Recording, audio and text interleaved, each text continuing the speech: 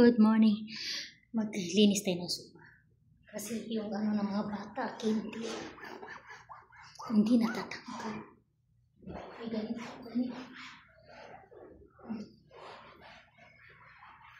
Ganito ba kayo maglinis ng bahay ng amo nyo? Ang sopa. Ano yun ang tubig kasi ang mga paa ng mga bata. Ako hindi ko kinakahiya yung trabaho ko. Ay isang katulong, nanib pa, katulong pa, all around.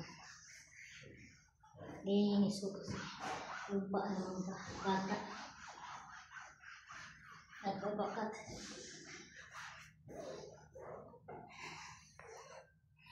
Malinis na. Sinabunan ko to. Tapos pinahano ko agad.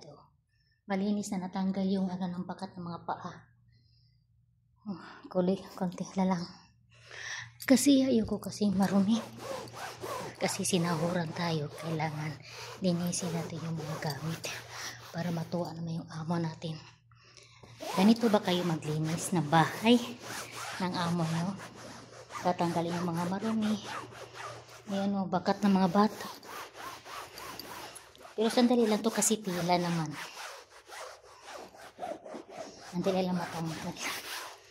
May bisita kami kahapon. Pinupunas yung ano niya, kamay. Yung batang makulit. Ayan o, madumi o. Kita nyo madumi. Ayan, ito o. Dito napupunas. Pinupunasan niya yung kamay niya dito. Ito naman dumi o. Kailangan punasan. Ganito talagang trabaho sa abroad. Tsaga-tsaga lang. Kung sa mag-istambay, walang trabaho. Diba? Pasan ako sa pawis. Yung kasama ko siya na nagluto ng pagkain namin. Tanghalian. Pritong isda. Ay, dagang salamat. Si Jonah, naglinis ng kusina. Inaano niya yung kusina kasi nagluto siya ng pritong isda. Ako naman, mamaya.